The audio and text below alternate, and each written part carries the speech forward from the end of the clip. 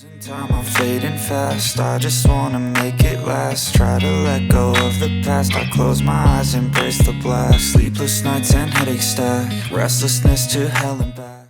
With its built-in cooling fan, a dedicated airflow channel that directly targets the processor, and a full coverage 3D VC vapor chamber spreading across the entire body, the Honor One delivers cooling and gaming performance that honestly outclasses a lot of so-called gaming phones, even those paired with external coolers. This phone has only just launched, so the big question is the pricing fair?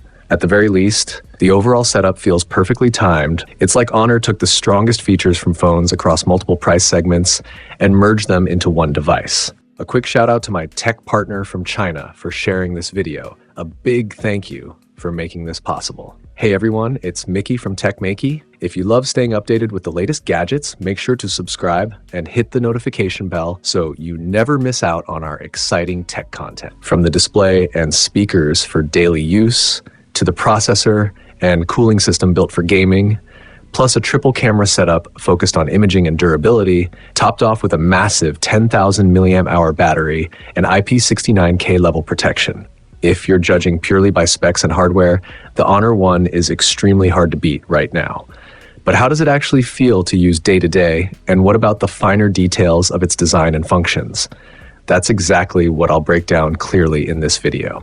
Right from the first touch, the Honor One leaves a strong impression. Black version I'm using features a matte finish, and the color matching between the metal frame and the back panel is spot on, giving the phone a very unified look. The overall vibe is cool, sharp, and aggressive, almost like a black-clad warrior. Even with a huge 10,000 milliamp hour battery and dual symmetrical speakers packed inside, the weight stays around 230 grams, which still feels comfortable in the hand. You'll also notice the One logo placed at the corner of the camera module, adding a subtle touch of identity. In terms of raw gaming performance and hardware strength, this phone genuinely outperforms many of its rivals. That oversized camera module isn't just there for visual impact. Inside, the layout has been carefully designed to make room for the new cooling fan, creating a clear airflow path that pulls cool air in and pushes heat away directly from above the processor. The airflow structure is well thought out, and in real-world testing, the cooling results were genuinely impressive. From the front, the design might not look especially flashy or ultra-narrow, but the display itself is a big upgrade over the previous generation. It supports a 185 Hz refresh rate along with a 480 Hz touch sampling rate, meaning it can show more frames every second while also responding faster to your fingers. In practical use, especially during rapid multi-tap actions like firing in games, it clearly reacts quicker than most phones on the market. On top of that, eye protection has been taken seriously, with a FAFE 920 Hz PWM dimming system that greatly reduces eye strain. This makes long gaming sessions, even late at night, far more comfortable and less tiring for your eyes. Alright, let's wrap things up with gaming performance. If you're wondering about the core hardware, this phone is fully flagship grade. It's powered by the Snapdragon 8 Elite Gen5 processor, paired with a built-in cooling fan and a carefully designed airflow system. In a 30-minute stress test with games like Genshin Impact and Honkai Impact Star Rail, the frame rate stayed locked at a smooth 60 FPS the whole time.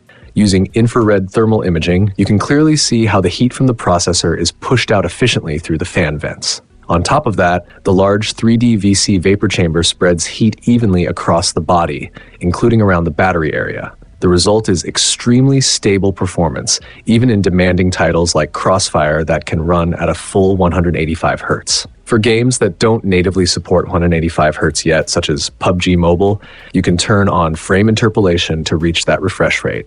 This approach delivers strong performance while also giving gamers more control over how they play. And with a massive 10,000 mAh battery, the phone easily lasts over 12 hours of screen-on time, even when mixing heavy gaming with daily use. Charging is just as impressive, with support for 100-watt wired charging, 80 watts wireless charging, and up to 27-watt reverse charging. Performance and endurance at this level are genuinely impressive, making it a very appealing option for serious gamers. On the audio side, Honor didn't cut corners either. The phone uses the same 12-16 dual symmetrical speaker setup found in its flagship models, combined with two large sound chambers. In real-world use, the sound quality is surprisingly good. I even compared it with a typical phone that uses asymmetrical speakers, and the difference is immediately noticeable. What's even more surprising is that imaging hasn't been sacrificed. Aside from the cooling fan, the remaining 3 cameras on the back aren't filler lenses.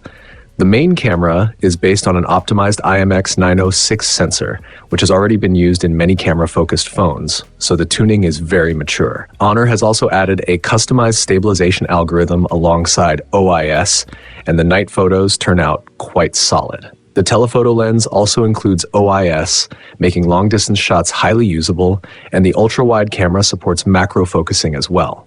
With this kind of camera setup, the Honor Win would be incredibly strong as a budget phone or a gaming phone.